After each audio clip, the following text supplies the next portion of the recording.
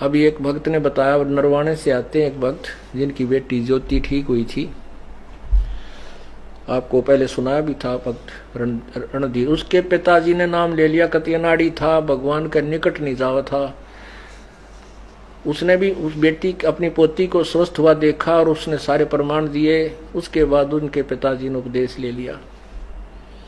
उपदेश लिए को 4-5 महीने हुए थे कि उसने पहला ही मंत्र मिला था और कह रहे थे इतनी लो लगा दी, दिन रात उसकी भक्ति में लगा रहता था कि दूसरा नाम लेना है मैंने।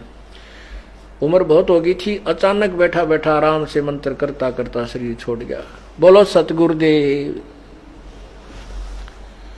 अब ये मोक्ष तो नहीं होगा, लेकिन अभी मनुष्य जीवन तुरंत मिल जाएगा इस व्यक्ति को। तो ऐसे ही और भी बहुत से प्रमाण हैं। हमारा एक भक्त है, भक्त यही नरवाणे यहाँ के रहने वाले हैं, बरवाला के भक्त बलजीत दास, जिन्होंने यहाँ 1 एकड़ जमीन सबसे पहले उन्होंने दी थी आश्रम के लिए। इन्होंने नाम लिया, इनके पिताजी ने भी नाम ले लिया। बहुत अच्छी आत्मा थी, खूब भक्ति करी। तो अंत समय में उन्होंने आहार छोड़ दिया और शरीर बिल्कुल ठीक ठाक, कोई दिक्कत नहीं, और मंत्र करे खूब डट के। हम काशी गए हुए थे, उसको घर से यहाँ ले आए थे। वो घर इनका इधर नरवाणा के आसपास है ना, उसके पास आप उधर है जींद में, जींद जिले में है गांव उनका, भूसला गांव है, भूसला खटखट के आसपास। तो वहां से अब पिताजी को, बाकी भाई वहां रहते हैं, ये यहाँ रहते हैं, यहाँ ले आए थे। तो मैं भी यहाँ आया। मेरे आते ही ने बोले गुरुजी आ जाएंगे जब शरीर छोड़ूंगा। तो शरीर में हम वहां रुके रात ने और चले गए। अगले दिन वो कहने लगा भाई महाराज जी आगे, और देखिए आगे गुरुजी जहाज ले रहे हैं, ये सामने गाड़ी ला दी, देखिए खड़ी। और भाई मैं जाऊं हूं, देखो मैं जा रहा हूं सत साहेब न्यू कह के, और सारा परिवार बुला लिया और चले गए। बड़े आराम से शरीर छोड़ गए। वो फिर 1-8 घंटे के बाद फिर वापस आके कहने लगे भाई मैं सतलोक गया था बालको, और वहां भंडारे चल रहे हैं परमात्मा के, गुरुजी बैठे हैं, सतगुरु बैठे हैं, और मैं तो तुम्हें बताने के लिए आया हूं। एक दूध पिलाओ मेरे को, थोड़ा दूध पिलाओ।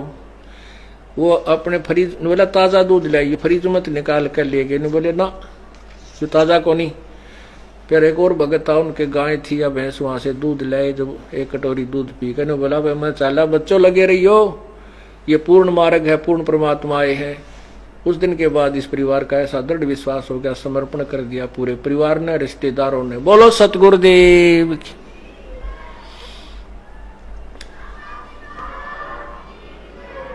सत साहेब।